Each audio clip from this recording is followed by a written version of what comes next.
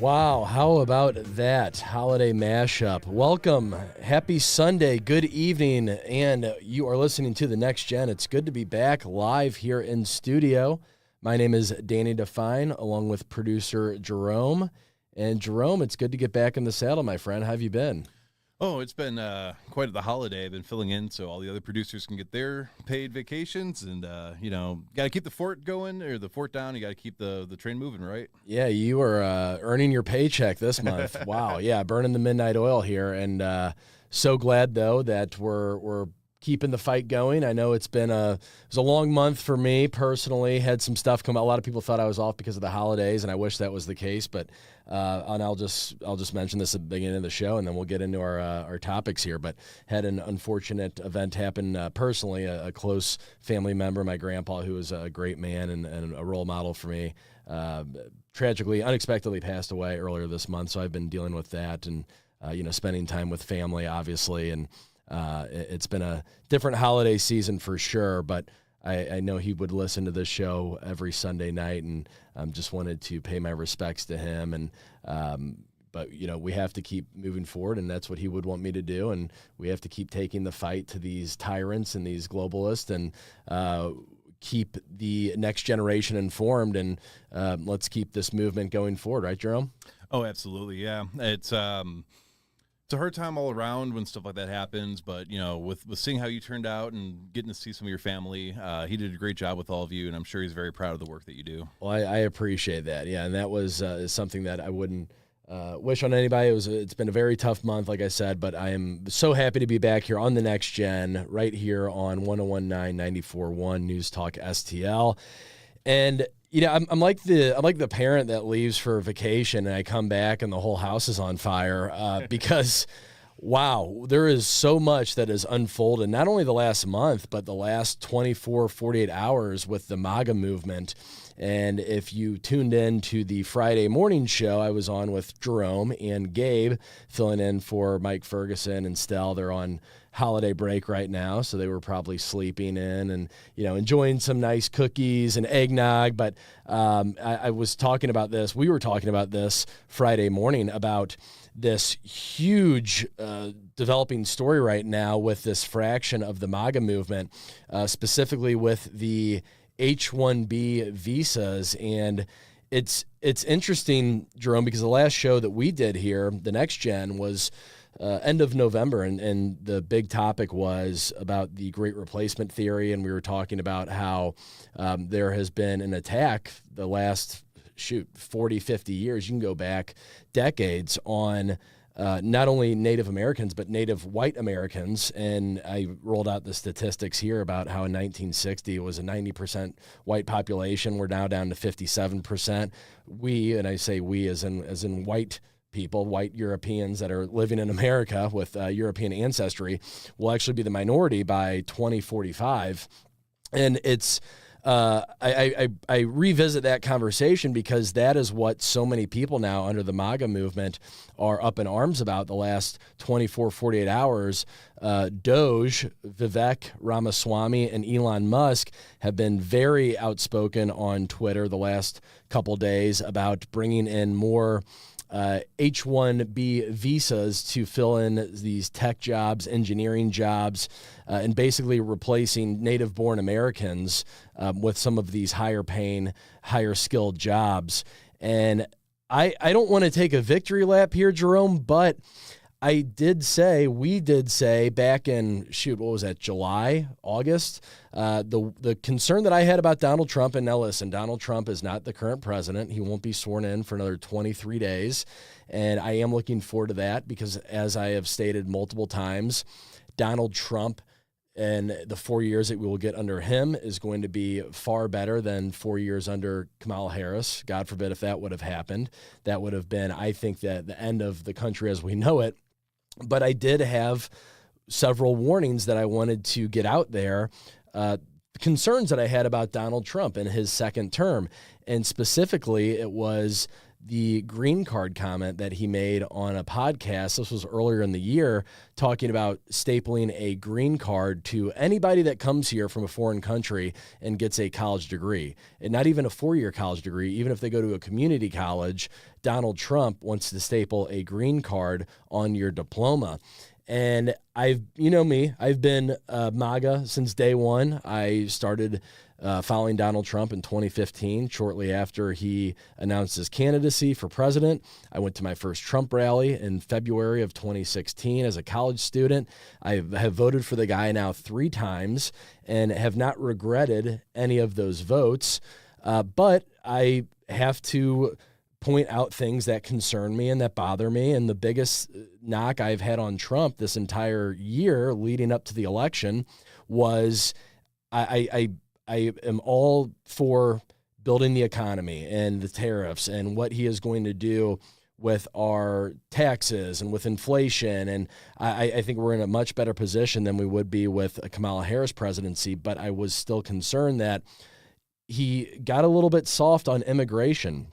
We can all agree, even people on the left, illegal immigration has to be curved. There's no getting around that. The incredible amount of illegals that have poured into this country under the Biden administration over the last 4 years has been startling. And we see effects of that not only in border states with Texas or Arizona, California, but we see it in every state. Every state now is technically a border state, with the terrible Lincoln Riley killing in Georgia, with the illegal immigrants in New York City getting free housing and hotels and cell phones and food stamps.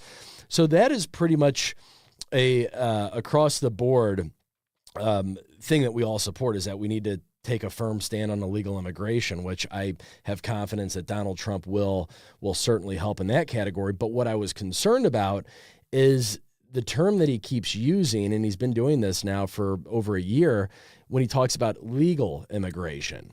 And my warning was that, okay, great, illegal immigration, we're going to take a hard stand against that. That's wonderful. But I am concerned that the term legal immigration is becoming a roundabout way to import more people from third world countries, from Middle Eastern countries, Africa, South and Central America.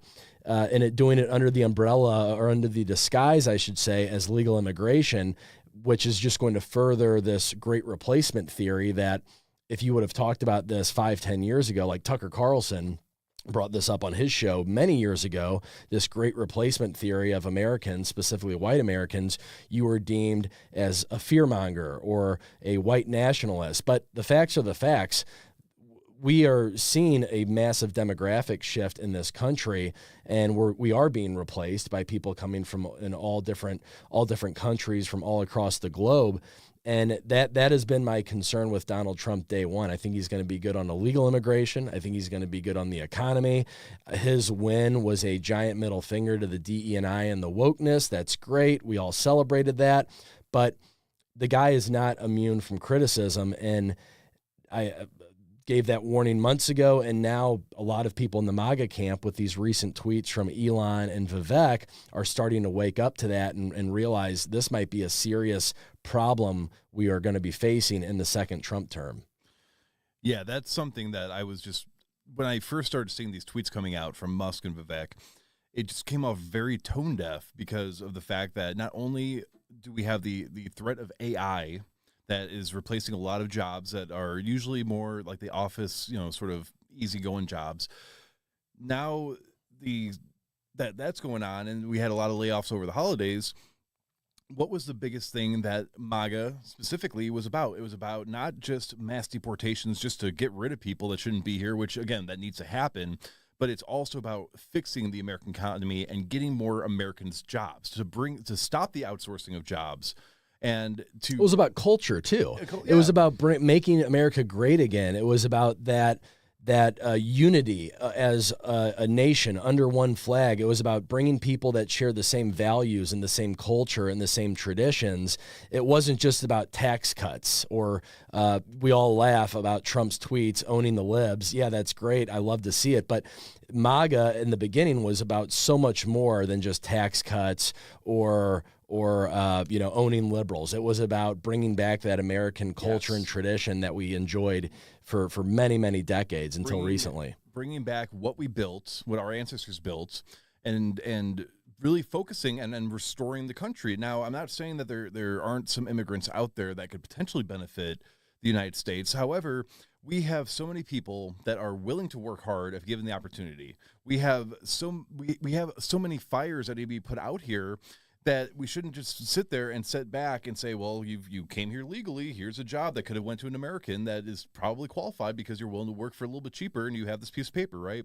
So my fears when I'm seeing this, and I mean, people like internet banter. Let's be real. Even if you're outraged right now, people are really enjoying seeing Musk get ratioed, which is unfortunate because I think a lot of us had a lot of hopes for him, and I'm still a fan of Vivek. And that's another thing. I'm still a fan of Elon Musk, and because I've been one of his biggest supporters this entire time. I was saying back in 2022, Elon Musk is going to be a major player for the MAGA movement, and he was. He helped Donald Trump get elected. There's no doubting that, but now I'm starting to have some concerns, and we're going to get into what he actually said here later in the segment. But yeah, go on, Jerome. But the big concern for me, and I think we were joking about this, between the shows the other day, of well, what's Doge going to do? Is they going to come in here? They're going to cut all these federal agencies. They're going to cut the funding, and then they're going to H1B some more people to replace that for cheaper.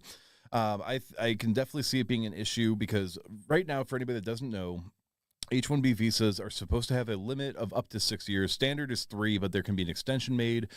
But alongside that, H1 visas can be issued for family members to also come along with them. Then now they're not authorized to work, but they can still be here. 14th Amendment, if they have a kid during that 3 to 6 year period, now you have another citizen, right? On top of that, when Trump is saying that we should be stapling green cards onto people, even at junior college level, I've got a bachelor's degree, you're a college graduate, so somebody comes over here, gets a 2-year associate degree from some random junior college. What now are they automatically going to be given a green card? Why are we not doing more to prioritize our own people that are already here that want to be qualified workers? And on top of that, I just, the timing of that statement, I think a lot of the backlash is absolutely justified. We have so many people out of work right now that are already, they're worried about their jobs. Now, the people that we are trusting to stop that and to bring this stuff back home and help fix our economic problems are sitting there saying, well, we need to bring more H1B people here. No, mass deportations, lower immigration. It's not that hard. Yeah, that's the thing where Trump, when it comes to just illegal immigrants, he's talking about mass deportations day one. So again, I don't want to get out the pitchfork yet because Donald Trump is not even sworn in as the next president. We still have a 23-day window before he's even sworn in. Sadly, and we have not in the last 48 hours. We've seen a lot of chatter from Elon and Vivek and a lot of these MAGA conservatives on Twitter that are going back and forth in the trenches with what Vivek and what Elon have said, but we have not seen an actual official statement regarding this debate, regarding this fraction from Donald Trump or JD Vance for that matter in the last 48 hours. So I don't want to throw Trump under the bus just yet, but just as a reminder, let's play, before we go to break here, let's play that clip that I was concerned about way back in August about Trump stapling a green card to a college diploma. Need a pool of people to.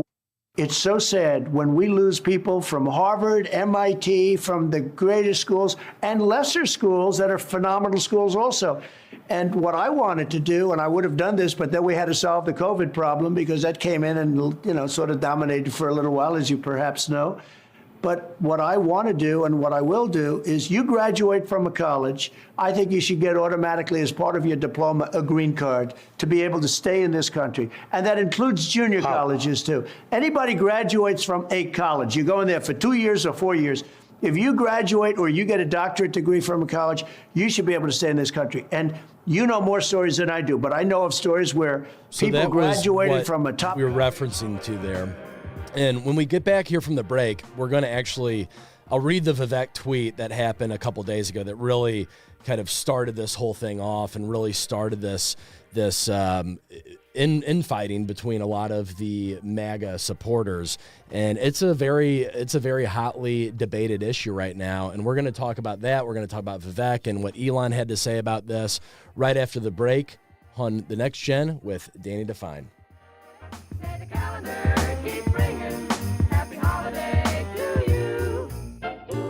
Traffic noise affects you like a sweet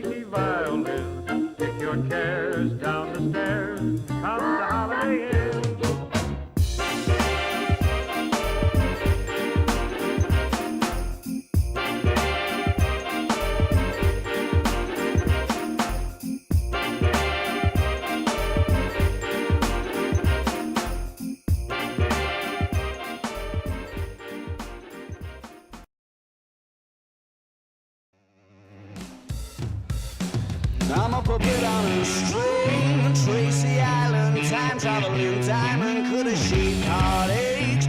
Come to find you for in some velvet morning. Years too late. She's a silver lining. Lone Ranger riding through an open space. In my mind when she's not right there beside me, I go. All right, welcome back here. Happy Sunday evening. You're listening to The Next Gen with Danny Define here with producer Jerome. It's good to be back after the holidays, and as we march closer to 2025, it's going to be a massive year. This is Trump getting back in. He'll be sworn in on January 20th. But like we have said on this show for months now, there's going to be a lot of turbulence between election night and inauguration day. And we're already seeing that outside of our borders with the Middle East conflict, with Russia-Ukraine heating up. That was all to be expected. But really what wasn't, I didn't really have this on my bingo card, Jerome, was this split 23 days away from inauguration day, this split, this intense debate right now between both sides of the MAGA movement, which is all circulating around the H1B visas and the great replacement theory.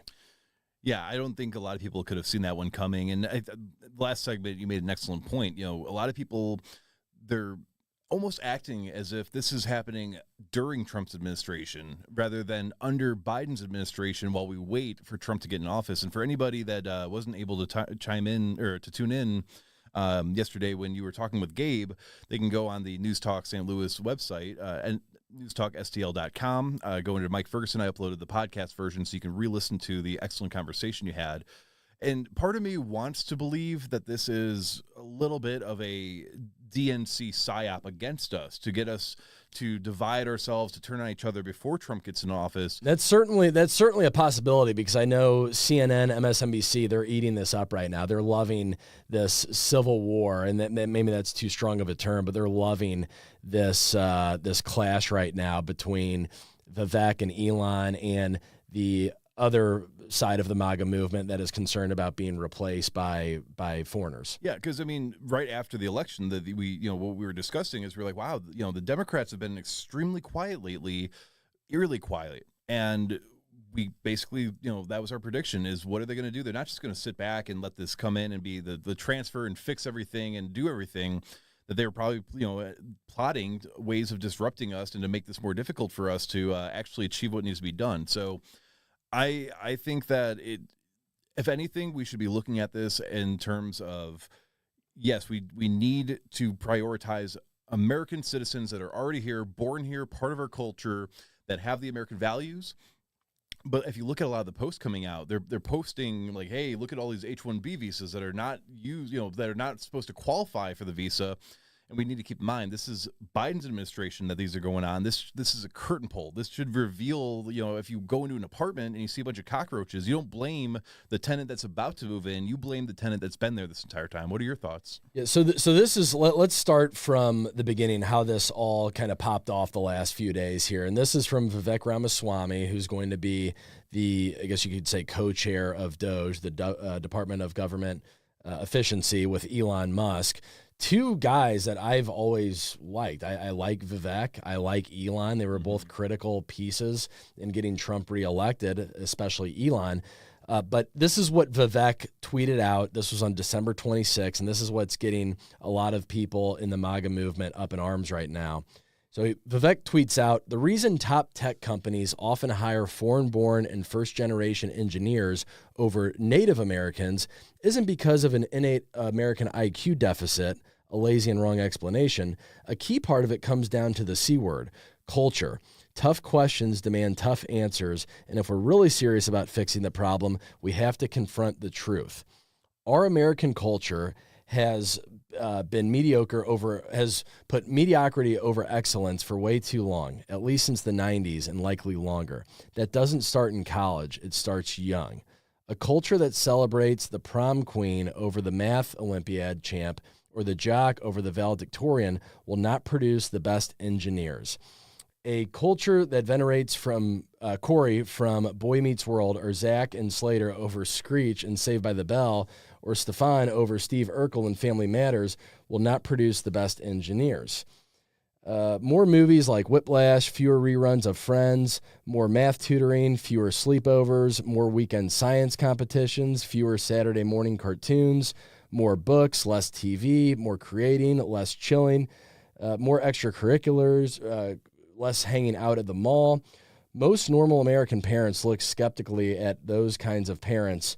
More normal American kids view such as those kinds of kids with scorn.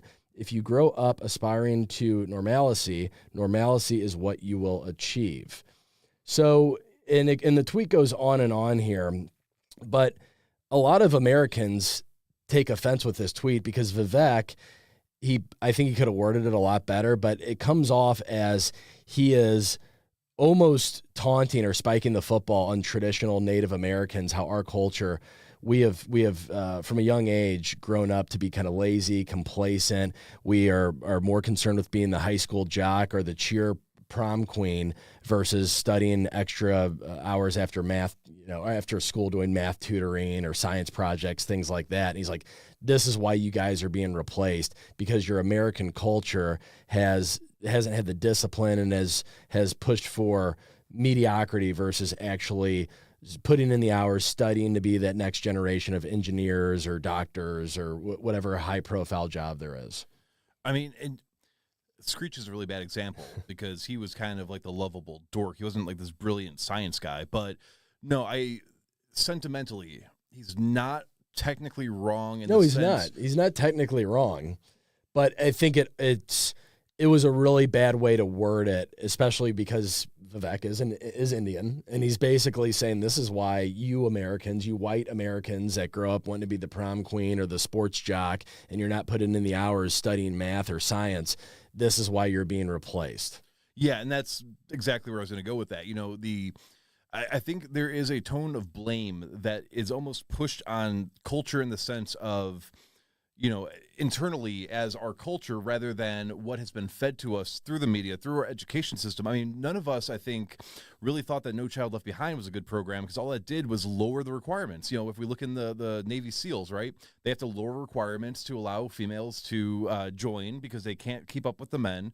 So it's in terms of culture as in a top-down, the way the system's designed, yes, absolutely. We have been intentionally coddled and pacified overall by our government, by these corporations that want to feed us things that release dopamine, and through social media and all that, and through weak parenting.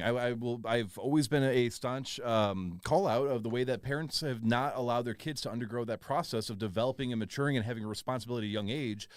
That being said, I agree 100%. The way that it's worded seems to just imply that Americans overall, like as if we never had American exceptionalism as our standard. It's only been within the past 20 or so, 20, 30 years that's really changed. Well, here's a history lesson for all of those wondering. H1B visas, they weren't even introduced until 1990. Wow. The United States was founded in 1776. So think about all of I think it's a slap in the face. And again, maybe Vivek, I don't know, he's kind of backtracked a little bit, trying to cool the temperature a bit, saying, I wasn't attacking American culture or American tradition or heritage or American, specifically white American kids.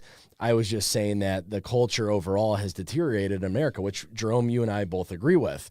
But think about all of the inventions and all of the great things that were created before the H1B visa program was rolled out here.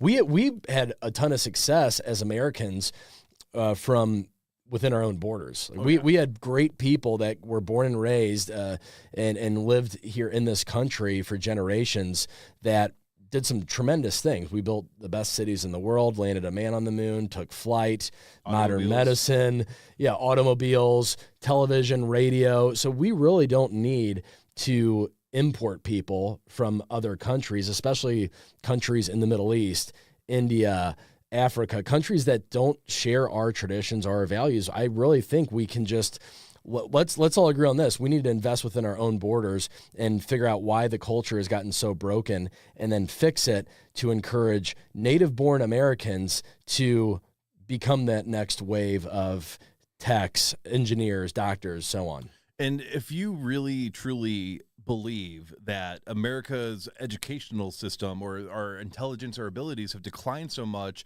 that there's not possibly that many Americans that can fill the positions that are needed, that we need to import people. I would also say, like, why is then the solution being said, well, that's why H-1Bs are good, rather than saying, what kind of programs can we do? Is there a way, instead of forcing education to go to a college with all these filler classes you don't need, having a program in place that you can then learn and develop the skills, and if you test high enough, you can potentially be put into an internship, or we'll hire you at a lower position, put a mentor above you that will help guide you, so that way you will be trained and ready within our own companies. Well, again, Donald Trump has not made a comment on this yet in the last 48, 72 hours since all of this has been going on across Twitter. But this is a clip from Donald Trump talking about H-1Bs back in 2016 when he was running for president the first time. Frankly use, and I should the H-1B very well, and that's something that I frankly use, and I shouldn't be allowed to use. We shouldn't have it. Very, very bad for workers. And second of all, I think it's very important to say, well, I'm a businessman and I have to do what I have to do, and it's sitting there waiting for you, but it's very bad. It's very bad for business in terms of, it's very bad for our workers, and it's unfair for our workers, and we should end it. So is Donald Trump in 2025 going to share the same thoughts on H-1Bs as Donald Trump in 2016? I don't know, because I'm not so worried about Donald Trump, the man himself. I'm worried about the people that he is surrounding himself with, Vivek and Elon. I mean, Elon right here is talking about, he's doubling down on what Vivek tweeted out, saying that it comes down to this. Do you want America to win, or do you want America to lose? If you force the world's best talent to play for the other side, America will lose. End of story. And Elon also has been going to battle with, in the trenches of these comment sections on Twitter, saying the reason I'm in America, along with so many critical people who built SpaceX, Tesla, and hundreds of other companies that made America strong, is because of H-1B. So take a big step back, and I'm not going to say it because this is on the radio, but go F yourself. I will go to war on this issue, the likes of which you cannot possibly comprehend. Jerome, you just mentioned it.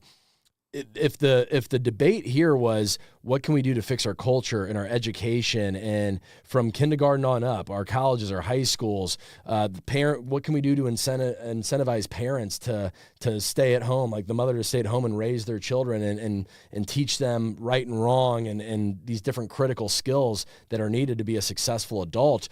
If the conversation was about that would be a lot easier pill to swallow. That's widely accepted by everybody. But it's the fact that Elon and Vivek, who are major players in the next Trump administration, they're talking about that a little bit, but the majority of it is their push for bringing in outside help. Yeah, there are two statements within those quotes that kind of resonate with me, that I feel sort of defeats the H-1B argument altogether. So one of the things with Trump, he's very honest about some of the things that we get outraged by, but he's like, hey, it's not illegal. I'm a businessman. And that's one of the things that I've always respected about him, even if I don't like that he does it.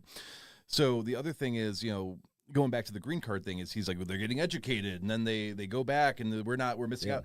An H-1B is still a temporary license to be here, essentially, right? So at the end of 6 years, whatever you learned, whatever you contributed, whatever knowledge you acquired, everything like that, you're going to still have to go back to wherever you came from, unless somehow the plan is ultimately to get these people to some sort of pathway to citizenship. So essentially, we're either temporarily having somebody, which again, that needs to be said, if the plan is temporarily right now, we are just going to keep the stuff rolling while we train Americans to then permanently take over these positions. That seems like it's a good and valid and different discussion. But as it stands, really all we're doing is giving real world experience at some of these major companies and some of these top positions to people that essentially are supposed to go back within 3 to 6 years anyways. So my question to you, Jerome, because we played both clips, we played the H-1B clip from Trump in 2016, and then we played a little bit earlier the green card clip from Trump in 2024. The fact that he was talking about stapling green cards onto diplomas this year, do you think he would have said that in 2016 based on what he said about H-1Bs in 2016? So that's a very good question. That maybe So I might have answered my own question. I was saying, if Trump, is he going to still have that same H-1B thought process here moving forward in 2025? I'm not too confident in that, because he made that huge claim about green cards, which gives these people permanent residency here. Yeah, I think we could definitely discuss that a little bit more at the top of the next segment. But I don't know. I think economically and just overall things have changed so much that maybe now is the time for that discussion, and back then it wasn't. Well, Steve Bannon has something to say about this, and I am in the camp with him, and we're going to talk about that right here on News Talk STL. You're listening to The Next Gen with Dan Devine. Lifetime's unfair, we're not somewhere misbehaving for days. Great escape, lost track of time and space. She's a silver lining, climbing on my desire, and I go crazy, 'cause here isn't where I wanna be. That side is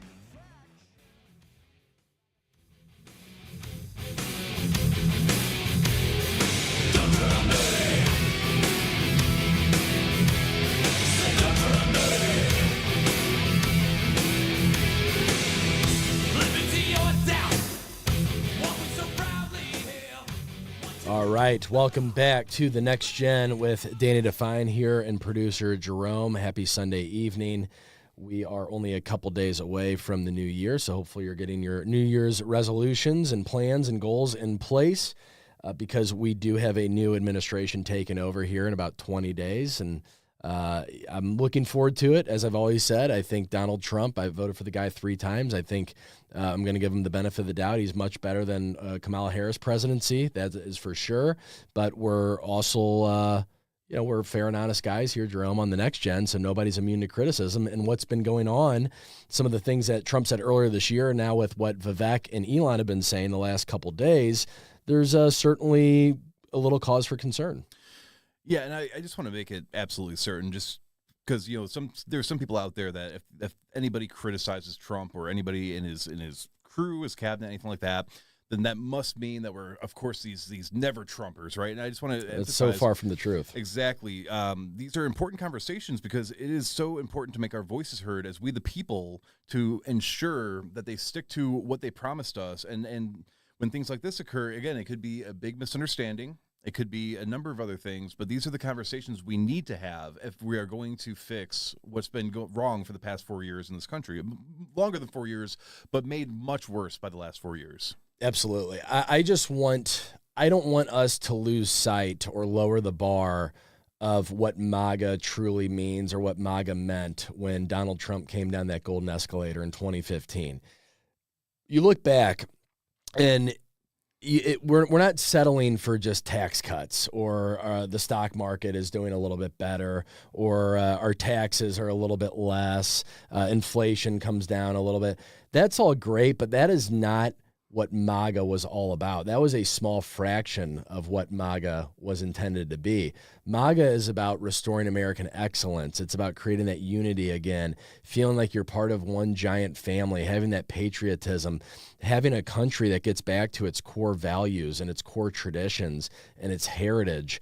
And Trump has said this many times, and I believe it is true, that winning, and specifically with a better economy, it boosts morale and it does bring people together, but it's not all about the economy. It's about preserving that American heritage that we've known and loved for generations. And when we see things like this the last few days, talking about Vivek and Elon, who are going to be major players undoubtedly in the 2025 Trump admin and beyond, when they're talking about importing people from India, Middle Eastern countries, Africa, any kind of third world country, Dominican Republic, Haiti, whatever it is, when they're talking about replacing Native Americans with outside help, it is certainly cause for concern. Will it help the economy? Sure, but is that really what we're willing to sacrifice here? Are we willing to sacrifice American values and culture and heritage because these people that we're importing just might help with your bottom dollar, might help with the economy a little bit? I'm not willing to make that trade-off. I want it all. I want a better, strong economy, but I want to do it while keeping the America that we know and love intact.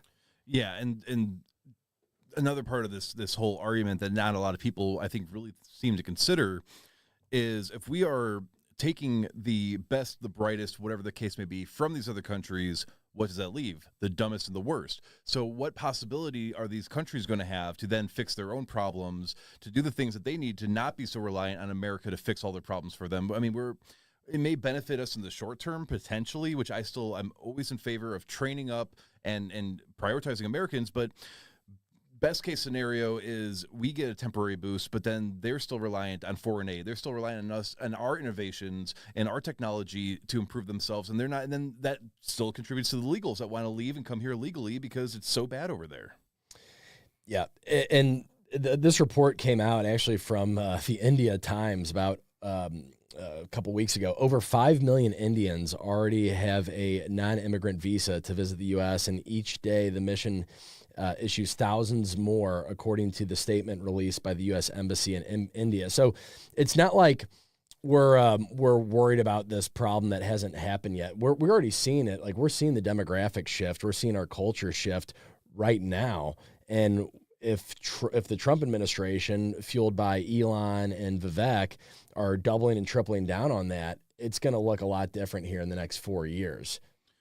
Absolutely. And again, it's not to say that, there's no smart Indian people or, No, not at all. There's some great ones, but it should be more of a case by case value or a case by case situation where it's a very small, like, you have to really bring something special to the table to come and work here and live here. Because other than that, I think Americans can certainly do a lot of these jobs that we're talking about here: engineering jobs, tech jobs, anything in that kind of space. And there's also, so just to really drive home why people are so up in arms about this, there's a website called uscis.gov that anybody can go to. That is the official website. There's a section called Reports and Studies, H1B Employer Data Hub, right? So the requirements of getting an H1B visa is you're supposed to have a bachelor's degree or equivalent, or a certification in a very specific field that would be valid here to even qualify for the program to come here, right? If you go on that website, it lists the biggest companies bringing over the most H-1B visa recipients. You can look at the actual position. Some of these people: janitor, cashier, baker. I have a bachelor's degree. You have an education. Mm-hmm. Why do you need a bachelor degree person to be a janitor when we have how many homeless people do you think would love a work program? How many? Thank you so much for pointing that out, because that really paints the picture of what we're trying to push here and what we're trying to advocate for. Is that we're not talking about selecting just an Einstein or an Elon Musk, a neurosurgeon from India. Of course, we should welcome that with open arms. Like, that is truly the best of the best. But when you're talking about, janitors and just some of these like middle or lower level jobs, replacing Native Americans with H1B visa workers, that is completely out of line. Yeah, 7-Eleven, Dunkin' Donuts, these kinds of companies. Now, the argument, the fear as well that I've heard, and I've seen some argument for, not as much though, but again, with AI experts. So AI is already a fundamental risk to a lot of jobs that require some form of formal education here. So now you're going to bring in these AI and tech experts to then further expedite these positions and basically make them obsolete almost. That's a totally valid fear to have. But again, why should somebody be able to come here on a visa to work at 7-Eleven, to work at Dunkin' Donuts, if not at the financial, like, I mean, if you need people that are specialized in treating disease, of course. Yeah. You know how many people that I know personally and have seen online? Like, there was a video that was going viral the other day on Instagram about a kid, that native-born American white kid. He was probably like 22, 23 years old. He went to college for a mathematics degree, 4-year degree. He's like, I'm working at the local bagel shop right now because I've applied for all these other jobs and I just can't get my foot in the door. But you hear those stories all the time where somebody goes to school for 4 years. It's not like it was 30, 40 years ago where if you get a 4-year degree, you're guaranteed a very usually high-paying, white-collar job that could back then support a family of 4 or 5. You're having so many kids that are graduating college with a 4-year degree, and by the way, they're $100,000 plus in debt, and they're working at a job that's making $35,000 a year serving bagels, or working at Starbucks, or working at the grocery store. Again, nothing wrong with those jobs, but is it really is that something that you need to go to a university for and get a college degree for? Yeah, and because I hear the counter arguments like, well, nobody wants to, everybody's so entitled. They think they're entitled to this and that. The milkman, when I did the actual inflation adjustment, a milkman could afford a car and a house and to support a wife, maybe not a huge family, maybe not a nice house, but you could deliver milk and make that kind of money. The American dream, I feel right now for most people, is not to get a degree and become some mega millionaire Wolf of Wall Street. I think most people just want to, one, not be stuck in debt for the rest of their life. They want to be able to afford to live a standard first world lifestyle. And two is upward mobility, the potential that, yes, it may take me 5, 6, 7 years, but eventually I can work my way through the system in advance rather than, I gave 6 years of my life. Now I'm being laid off and downsized because it's cheaper to hire somebody else that's from out of the country. That's why the timing of this debate, I guess you could call it the timing of Vivek's comments and Elon's comments, are really, it's not ideal because so many people are dealing with unemployment or debt or not being able to buy groceries, and they feel like it's already hard enough now. And then you're talking about importing people from other countries to fill these jobs. It's really a tough time for a lot of people. And this is basically throwing salt in the wound, these comments. But here's what Steve Bannon had to say. And I agree with Steve pretty much 100% on his views on this whole topic. This whole thing about, we want to get all this and they're only geniuses, that's H1B visas. That's not what it's about. It's about taking American jobs and bringing over essentially what become indentured servants at lower wages. Like I told those guys, remember, hey, if you got an Einstein every 25 years, come to us. Maybe we can make an exception for Einstein, maybe, if it's proven. The whole thing's a scam. This thing's a scam by the oligarchs in Silicon Valley to basically take jobs from American citizens, give them to what become indentured servants from foreign countries, and then pay them less. Simple. To let them into through the golden door.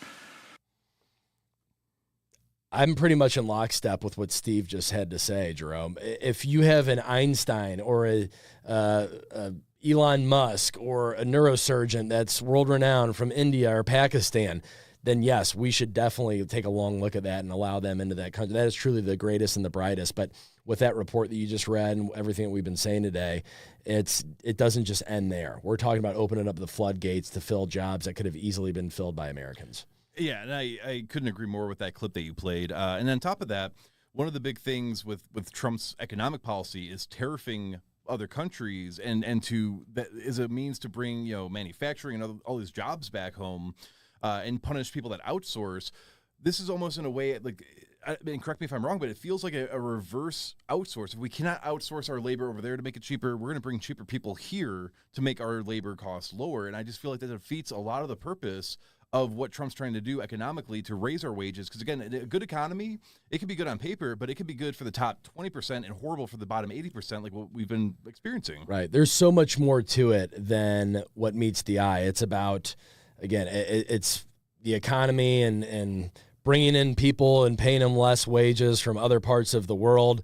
Okay, that might work in the short term, but in the long term, what are you sacrificing? You're sacrificing that camaraderie, you're sacrificing that tradition, you're sacrificing that American heritage and everything that we stand for. And I'm not willing to make that trade-off just so these tech billionaires in Silicon Valley can get what they want, and that's paying engineers less than they would pay an American. Oh yeah, because again, and I keep harping on the economic side of things, but you have to think about it like this, and I'm sure you do, but just for anybody that may think we're missing something here, if you are able to work a job that provides a steady income, then you can afford better daycare services if you need them, afford better food to feed your family, which, again, nutrition and all that stuff plays into your health, plays into your mind-gut connection. You can get some tutors potentially if your kid needs help. We can get more money for schools. I mean, it's a trickle down in a sense. The better we pay our workers and the more stable and the more satisfied they feel, we can then fix so many other elements of our crumbling society that are not going to be fixed if we import people to do these jobs. I mean, that's how we restore our culture. Am I wrong? No, you're not wrong at all. And I'm seeing across the board here the people that are up in arms, including myself, about this, because I do think it's concerning. And I've seen this coming down the pike for months now, ever since that green card comment was made by Trump, who, again, has not come into office yet. We still have 20 plus days. He has not made a comment on this yet. So let's not freak out because we haven't heard it from the horse's mouth what he thinks about all of this, even though we have some clues into what he's thinking. But across the board, people are saying the H1B visa program was intended to bring over the top 0.001% of talent. That's great. We can all agree on that. That was what it was originally introduced for, was bringing in the best of the best. But now it seems like the H1B visas are being misused and abused as just bringing in cheaper labor alternative to hiring actual Americans. Absolutely. I think that if we were to lower our legal immigration cap and then also apply whoever's here on an H1 visa as part of that to mitigate and soften that, I think that would probably outrage less people. But as it stands, we let in 1 million people a year. Now, I'm not sure if H1Bs are included necessarily, but I think that if it's not, it definitely needs to be. Yeah, well, a lot of it comes back to culture and turning this around in our country, and so we can build the best and the brightest and the next generation of great patriotic Americans. Well, thank you so much for joining us tonight. And this year, it's been a wild ride, 2024, but we're looking forward to picking this back up in 25 because there's still so much work to be done. Thank you, and Happy New Year.